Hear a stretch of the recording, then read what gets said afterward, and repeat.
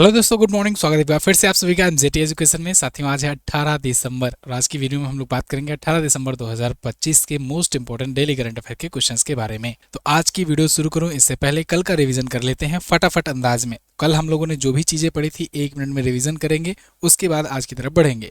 कल हम लोगों ने पढ़ा था भारत का 96वां Ramsar wetland, Ramsar site Siliserh झील को राजस्थान को चुना गया है।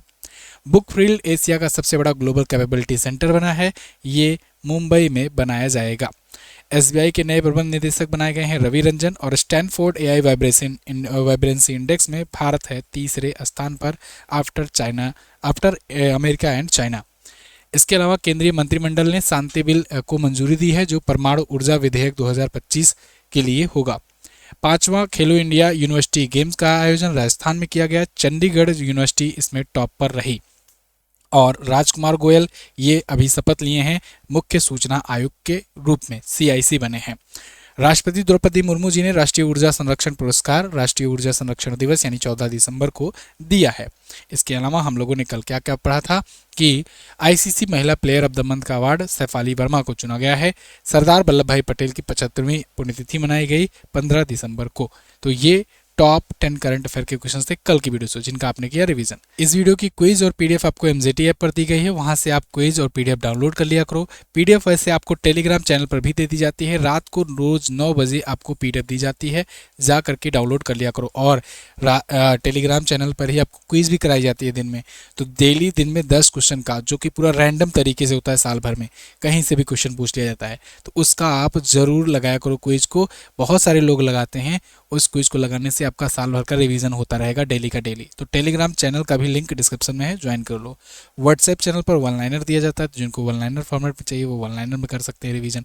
मैं अपने तरीके से तरफ से हर प्रकार का कंटेंट देता हूँ, पढ़ना आपके ऊपर है। नहीं पढ़ोगे, रील चलाओगे तो फिर सिलेक्शन नहीं होगा। पहला क्वेश्चन देखते हैं, अंतर्राष्ट्रीय प्रवासी दिवस कब मनाते हैं? तो अंतर्राष्ट्रीय प्रवासी दिवस 18 दिसंबर को मनाते हैं। क्वेश्चन ये नहीं है, क्वेश्चन है इसकी थीम क्या है। इस बार की थीम रखी गई है मेरी महान कहानी, संस्कृति और विकास, यानी my great story, culture and development. ये इस बार की थीम है। अच्छा, ये तो अंतर्राष्ट्रीय प्रवासी दिवस है। अगर राष्ट्रीय प्रवासी दिवस पूछे तब हम लोग 9 जनवरी मनाएंगे, है ना। 9 जनवरी को कहेंगे। 18 को कर दो आधा और दिसंबर को कर दो आगे, यानी 18 दिसंबर से जनवरी आएगा आगे का, और 18 में बटे 2 करोगे तो 9 आएगा। 9 जनवरी को महात्मा गांधी जी 9 जनवरी 1915 को भारत में आए थे दोबारा से वापस, तो उन्हीं याद में हम लोग मनाते हैं। खैर, यहाँ पर हम लोग आज जानेंगे अंतर्राष्ट्रीय प्रवासी दिवस के बारे में। ये अंतर्राष्ट्रीय प्रवासी दिवस का मतलब क्या? प्रवासी मतलब होता क्या है एक्चुअली में? प्रवासी मतलब प्रवास कर जाना। आप एक जगह पर रहते हो लेकिन दूसरे जगह पर जाकर शिफ्ट हो जाना, वहाँ पर रहने लगो। तो बहुत सारे प्रवासी आते हैं, है ना। आप देखते हो बांग्लादेशी प्रवासी अभी बहुत ज़्यादा चर्चे में है। तो क्या होता है कि एक जगह से दूसरी जगह अपने नीड के अनुसार लोग प्रवास करते हैं। कई बार उनको सुरक्षा नहीं मिल पाती है, कई बार उनके अधिकार उनको नहीं मिल पाते हैं।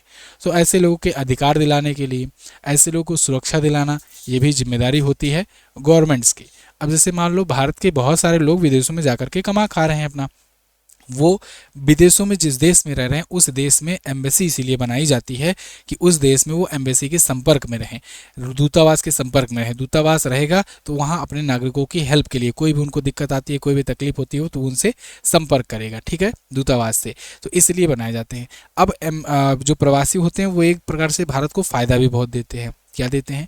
वो अपने भारत में रह रहे अपने फैमिली वालों को जब पैसे भेजते हैं ना, तो वो पैसे डॉलर में भेजते हैं।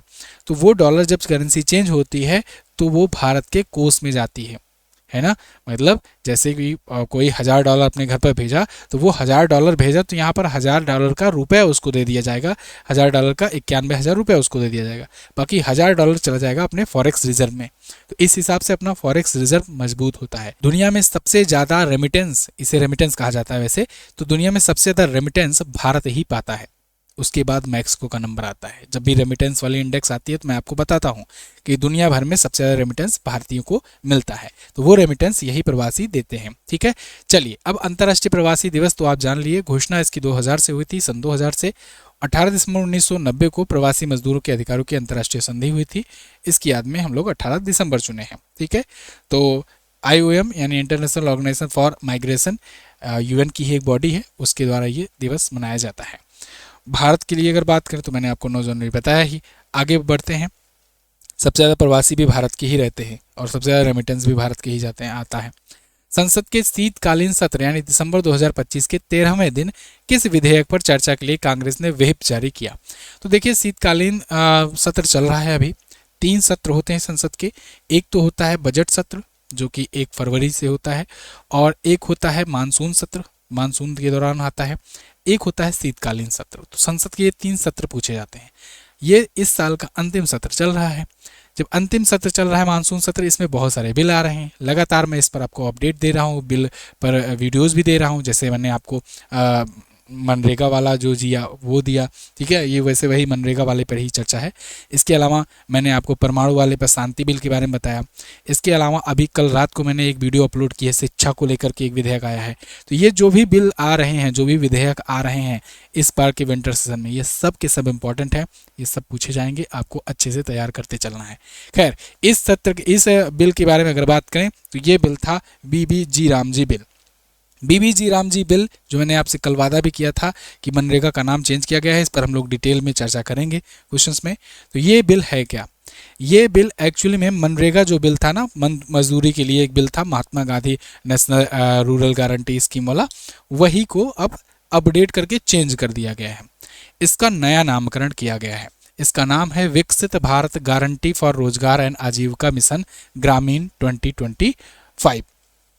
अब ये बिल अगर पास हो जाता है तो बन जाएगा एक्ट और बन जाएगा नया कानून, ठीक है। वो वाला पुराना कानून मनरेगा वाला खत्म कर दिया जाएगा। मनरेगा क्या था? उसमें 100 दिनों की गारंटी थी रोजगार की, इसमें 125 दिनों की गारंटी कर दी गई है। साथ ही साथ उसमें 15 दिन का पेमेंट सेटलमेंट था, इसमें 7 दिन का पेमेंट सेटलमेंट टाइम कर दिया गया है। इसके अलावा उसमें क्या था कि 100% जो पेमेंट था, 100% जो इसका वाहन था खर्च का, वो केंद्र सरकार करती थी। इसमें 60-40 कर दिया गया है। ये बात अपडेट कर लेना, 60-40 कर दिया गया है। मतलब 60 सेंट्रल गवर्नमेंट पे करेगी और 40% स्टेट गवर्नमेंट को पे करना होगा। हाँ, हिमालयी जो स्टेट्स हैं उसमें 90-10 कर दिया गया है हिमालयन स्टेट्स के लिए, कि 90% केंद्र सरकार पे करेगी और 10% राज्य सरकार।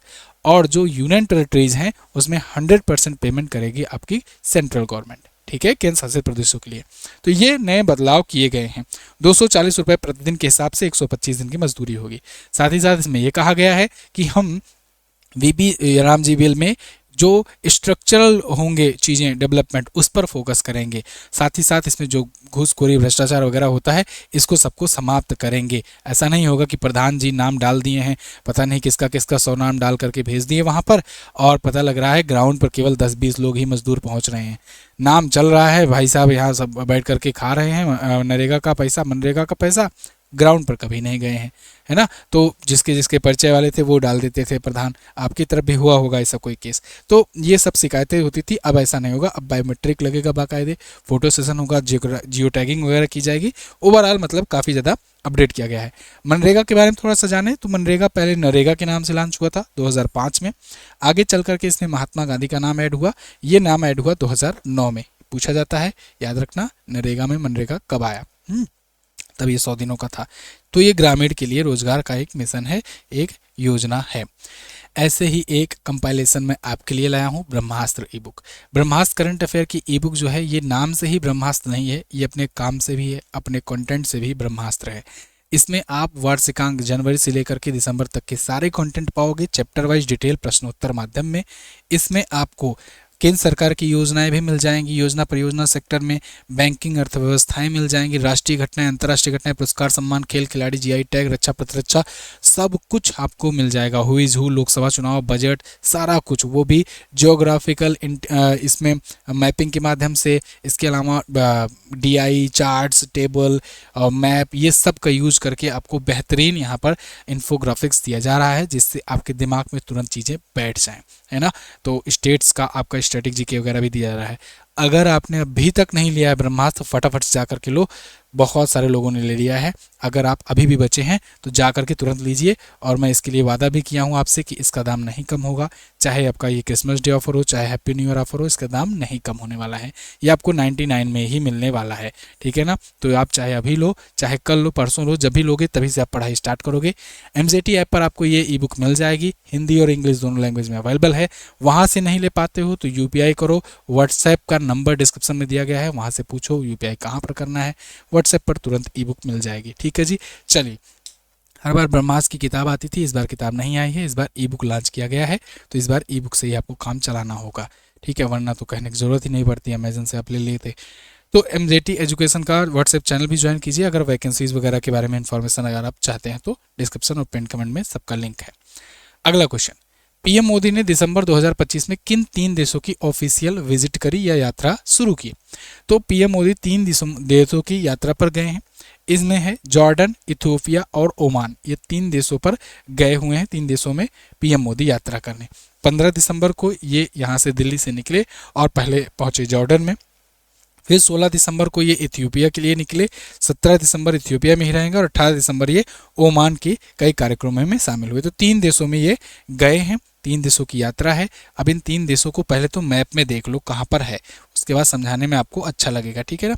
तो देखो, जैसे ये है मैप में अपना प्यारा भारत, तो यहाँ पड़ोस में ही आप देखोगे ना, ये एक देश मिल जाएगा ओमान, ठीक है, और यहाँ पर आप देखोगे ये है जॉर्डन, इजराइल के पास में, और इधर इथियोपिया मिलेगा।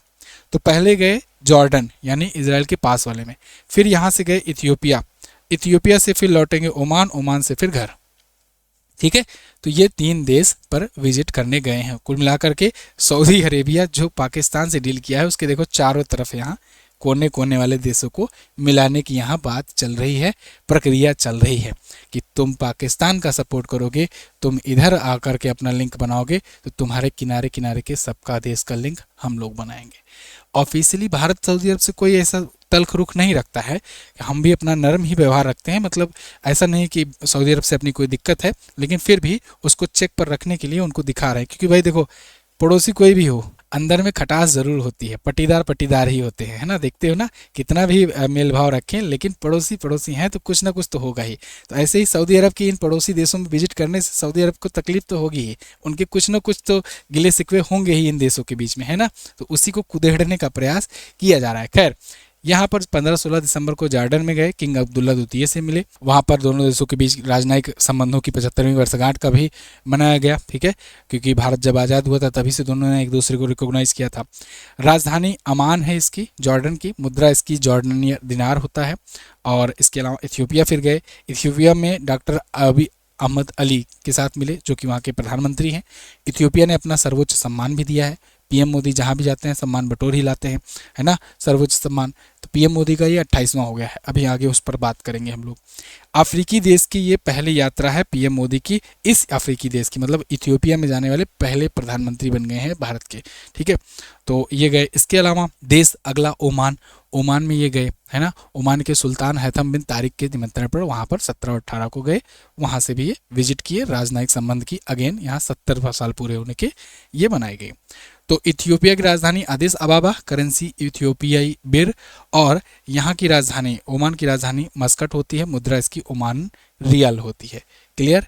तो इन 3 देशों की यात्रा बहुत ही महत्वपूर्ण थी, इसको आपको ध्यान में रखना है। रिमोट काम नहीं कर रहा है आज, है ना।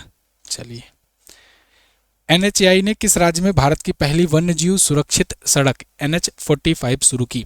भारत की पहली वन्यजीव सुरक्षित सड़क NH45 ये शुरू की गई है अभी मध्य प्रदेश में, national highways authority of India के द्वारा NH45 शुरू किया गया है।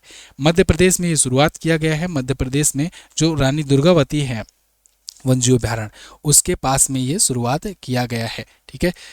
NH वीरांगना दुर्गावती टाइगर रिजर्व और नौरादेही वन्यजीव अभ्यारण्य के बीच में। तो 11.96 किलोमीटर का ये लंबा हिरन सिंदूर खंड पर ये बनाया गया है। वन्यजीव सुरक्षित सड़क मतलब कि इसमें वाइल्ड लाइफ, क्योंकि भाई वन्यजीव रहते हैं यहाँ पर, तो उनके लिए सेफेस्ट ये रूट होगा। कैसे होगा, आप कुछ इमेजेस के माध्यम से देखिए, कुछ इस प्रकार से बनाया गया है। अब यहाँ पर ना ये लाल लाल कलर का ना, रेड रेड कलर का यहाँ पर ऐसे पेंटिंग कर दी गई है और कुछ कलरफुल बना दिया गया है, थोड़ा सा ऊंचाई कर दिया गया है, कहा जाता है ऐसा। अभी हम तो गए नहीं है तो पता नहीं है, लेकिन उम्मीद है, एक दो जगह मैंने पोस्ट पढ़ा भी था। ये थोड़ा थोड़ा ऊपर कर दिया गया है बीच बीच में रेड रेड कलर करके। इससे क्या होगा कि वहाँ पर गाड़ियाँ जब आएंगी गाड़ियाँ स्लो चलेंगी। अब गाड़ी स्लो चलेगी तो अब भाई बीच से जा रहा है तो कई बार क्या होता है, जानवर बीच में आ जाते हैं। गाड़ी अगर स्पीड में रहती है तो एक्सीडेंट हो जाता है, जानवर मर जाते हैं। तो इसलिए ऐसे रूट पर इस प्रकार से कलरिंग करके और थोड़ा सा अगर ऊंचाई बना दिया गया है तो ऑब्वियस सी बात है स्पीड स्लो होगी। स्पीड स्लो होगी अगर, तो इस हिसाब से वहाँ पर जान माल को खतरा कम होगा जानवरों का। तो ये वन्यजीव सुरक्षित सड़क कही जा रही है। समझ में आई बात? अब देखो, राष्ट्रीय राजमार्ग प्राधिकरण ने इसे शुरुआत किया हुआ है। अब national highways authority of India के बारे में जानो। ये एक भारत सरकार के एक एंटिटी है, एक बॉडी है, और नितिन गडकरी हालांकि परिवहन मंत्री हैं अपने, तो NHAI के तहत ही वो काम करवाते हैं, है ना। तो इसका नाम national highways authority of India 1995 में स्थापना हुई थी under NHAI act 1980। Autonomous agency है for the government of India, लेकिन ये under minister of road transport के तहत आती है। नई दिल्ली में इसका हेडक्वार्टर है। क्लियर है ना। इसके अध्यक्ष के बारे में पूछा जाए तो संतोष कुमार यादव इसके अध्यक्ष हैं ना। संतोष कुमार यादव इसके अध्यक्ष हैं NHAI के। देश का पहला अब और रिवीजन कर लेते हैं क्योंकि ये भी पहला है। तो अभी कुछ दिन पहले ही मैंने आपको बताया था कि देश की पहली पूरी तरीके से स्वदेशी हाइड्रोजन फ्यूल से चलने वाली सेल यात्री नौका वाराणसी में चलाई गई है। देश का पहला अलार्म सिस्टम ये कैडेट डिफेंस सिस्टम और DRDO ने मिलकर बनाया। पहला स्वदेशी बॉम्बर UAV ये बेंगलुरु में बना। पहला त्रिसेवा सामान्य रक्षा स्टेशन मुंबई में स्थापित किया जा रहा है। पहला आयुर्वेदिक कैफे दिल्ली में बनाया गया। पहला सरकारी स्वामित्व वाला OTT प्लेटफॉर्म केरल ने लॉन्च किया। पहला पूर्णतः बालिका सैनिक स्कूल वृंदावन उत्तर प्रदेश में। पहला पनडुब्बी पर्यटन गुजरात में। और पहला AI शहर लखनऊ में बनाया जा रहा है। ठीक है ना। अगला क्वेश्चन देखते हैं। अगला क्वेश्चन है, IPL इतिहास में सबसे महंगे अनकैप्ड खिलाड़ी कौन बने हैं जिन्हें 14.2 करोड़ में CSK ने खरीदा है। सबसे महंगे अनकैप्ड खिलाड़ी, मोस्ट वैल्यूएबल अनकैप्ड खिलाड़ी। एक होता है कि सबसे महंगा खिलाड़ी कौन बना, तो वो तो कैमरून ग्रीन बने हैं। लेकिन यहाँ पर क्वेश्चन में ऐसे ही हल्का सा आपको फंसा देगा, ट्रिक कर देगा कि सबसे महंगे अनकैप्ड खिलाड़ी कौन बने हैं। ऑप्शन में दोनों देगा तो आप फंस जाओगे। ध्यान रखना, अनकैप्ड का मतलब ये है कि वो प्लेयर, ऐसा प्लेयर जो अपनी नेशनल टीम के लिए ना खेला हो कभी।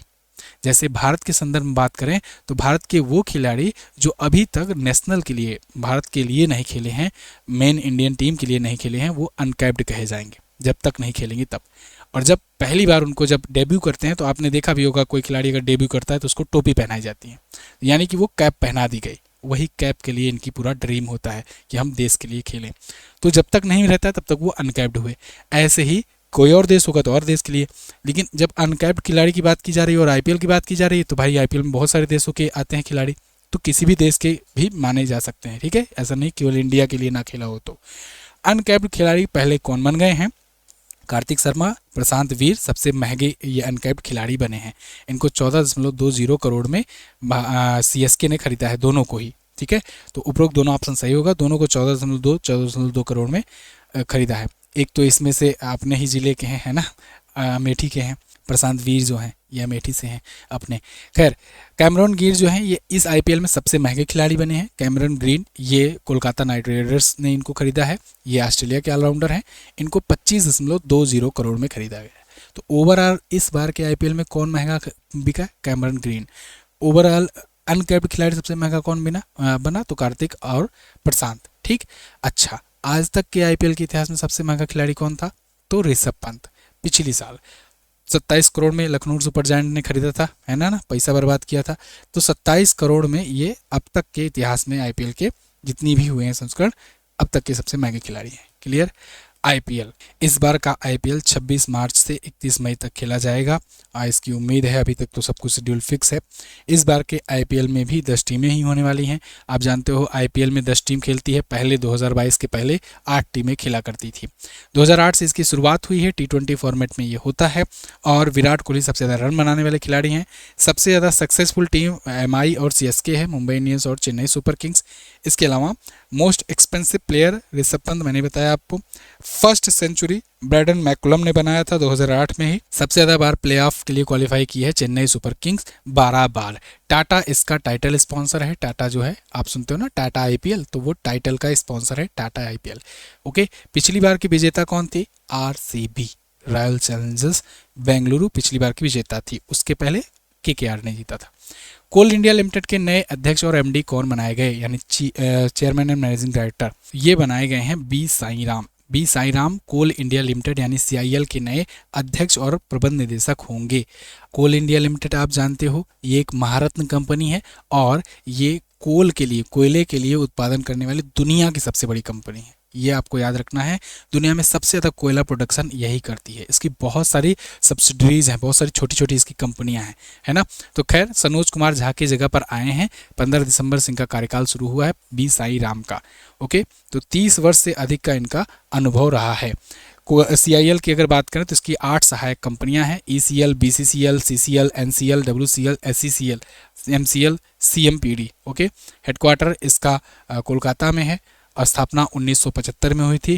स्थापना 1975 में हुई थी। कोलकाता में हेडक्वार्टर है, महारत्न कंपनी है। ठीक है, याद रखना इसे। चलिए अगला क्वेश्चन देखते हैं। ये कुछ और रिवीजन है, कल हमने रिवीजन कराया था, तो आज हम लोग आगे बढ़ेंगे। आज बस ऐसे देख लो इमेज, और ये सचिवों वाला भी मैंने कल बताया था। अगला क्वेश्चन, भारत के पहले पूर्णतः स्वदेशी 1.0 गीगाहर्ट्ज माइक्रो प्रोसेसर का नाम क्या रखा गया है?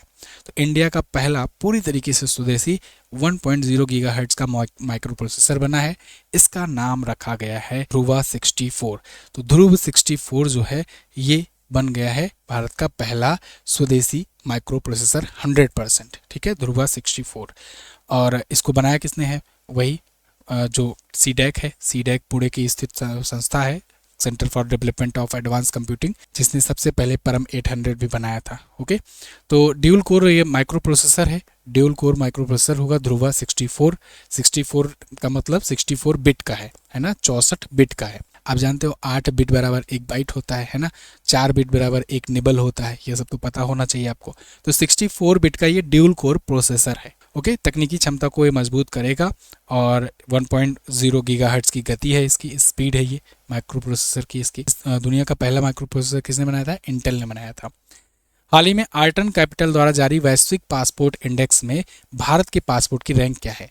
देखो, एक हेनले पासपोर्ट जारी करता है, तो हेनले जो जारी करता है, इस बार तो खूब परेशान किया हेनले ने, साल भर में 4 बार जारी कर दिया।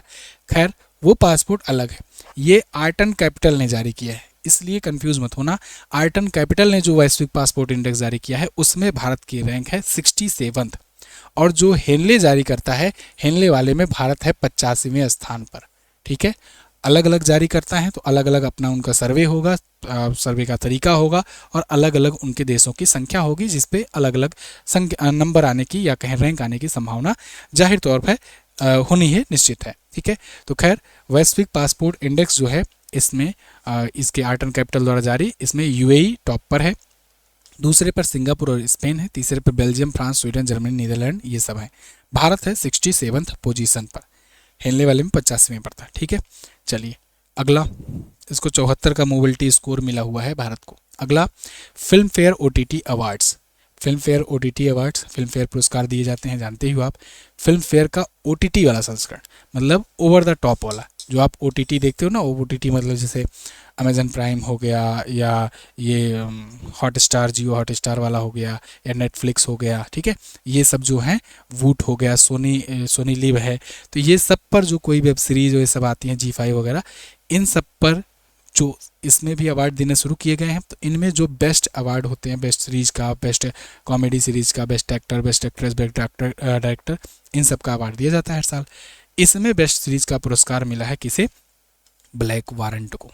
ध्यान रखना, ये ओटीटी वाले संस्करण के लिए है ना, ओटीटी वाले संस्करण के लिए, मेन फिल्म फेयर नहीं है, ये ओटीटी वाले के लिए है। तो ओटीटी वाले में सीरीज़ पर ज़्यादा फोकस किया जाता है, वेब सीरीज़ पर।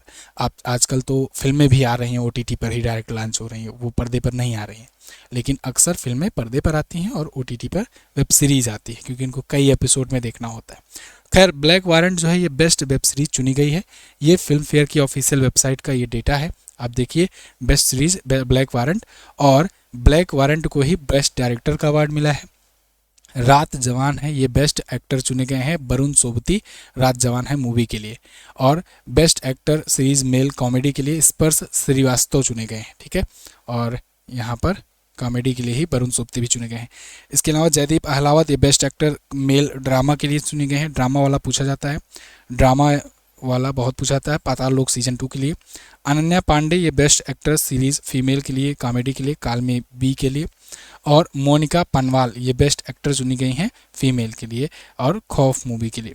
इसके अलावा विनायक पाठक को बेस्ट सपोर्टिंग एक्टर चुना गया है। बाकी ये लिस्ट है, मैं आपको यहाँ पर एक्सप्लेनेशन में दे रहा हूँ, यहाँ से आप देख लेना, है ना। और आप पीडीएफ से भी पढ़ लेना, केवल आपको बेस्ट सीरीज पता होना चाहिए, बेस्ट एक्टर बेस्ट एक्ट्रेस, बस, बहुत ज़्यादा नहीं।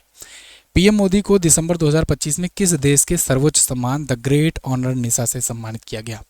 तो जैसा कि मैंने अभी बताया आपको शुरुआत में कि पीएम मोदी जब 3 देशों की यात्रा में गए तो उसमें इथियोपिया का इन्हें सबसे बड़ा सम्मान मिला है, the great honour Nisha.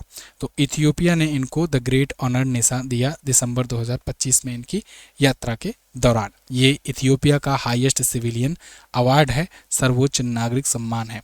PM Modi अब तक विदेशों द्वारा पाए जाने वाले सबसे ज़्यादा सम्मान पाने वाले ये वैश्विक नेता हैं या राष्ट्राध्यक्ष टाइप के नेता हैं। दुनिया में कोई भी राष्ट्राध्यक्ष इतना ज़्यादा अवार्ड नहीं पाया है। इनको अब तक 28 विदेशी सर्वोच्च सम्मान मिल चुके हैं, ये अपने आप में एक रिकॉर्ड है। खैर, ऑनर ऑफ निशा, कुछ लोग तो ऐसे हैं जो ज़बरदस्ती जाके अवार्ड बनवा के ले रहे हैं ना, ट्रंप वगैरह। ये सम्मान भारत की जनता को इन्होंने समर्पित किया है। इथियोपिया और इनको संबंधों को भी इससे मजबूती मिलेगी। तो ये थे कुल मिलाकर के आज के 10 क्वेश्चन। आई होप आपको वीडियो पसंद आई होगी, इन्फॉर्मेटिव लगी होगी। तो इन्फॉर्मेटिव अगर लगी है वीडियो तो वीडियो को लाइक कर दीजिए, शेयर कर दीजिए। टेलीग्राम चैनल पर आप जा करके पीडीएफ डाउनलोड कर लेना, रात को 9 बजे आपको टेलीग्राम चैनल पर मिल जाएगी। बाकी ब्रह्मास्त्र करंट अफेयर की बुक फटाफट से इसको ले डालो अगर अभी तक नहीं लिए हो तो। कल मैंने आपसे क्वेश्चन क्या पूछा था कि किस राज्य सरकार ने पगड़ी सिस्टम खत्म किया? महाराष्ट्र ने खत्म किया। पीएनबी हाउसिंग फाइनेंस ने अभी एमडी और सीईओ नियुक्त किया है, किसे? अजय कुमार शुक्ला जी को। अब आपको क्या बताना है? अगला आपको बताना है आज कि ग्लोबल एआई वाइब्रेंसी इंडेक्स में कौन सा देश पहले स्थान पर है। दूसरा, लौह पुरुष के नाम से विख्यात सरदार वल्लभ भाई पटेल को किस वर्ष मरणोपरांत भारत रत्न से सम्मानित किया गया? दोनों क्वेश्चन लास्ट डे की वीडियो से हैं। अगर आप लास्ट डे की वीडियो ध्यान से देखे होगे तो आज का क्वेश्चन का आंसर कर पाओगे। तो आंसर कीजिए क्वेश्चन का। मिलते हैं अगली वीडियो में। वीडियो को शेयर जरूर कर देना। यहाँ तक अगर देखते आए हो तो लिख देना यस सर 100%, मैं समझ जाऊँगा आप यहाँ तक देखते हुए आए हो। Thank you so much. जय हिंद, वंदे मातरम।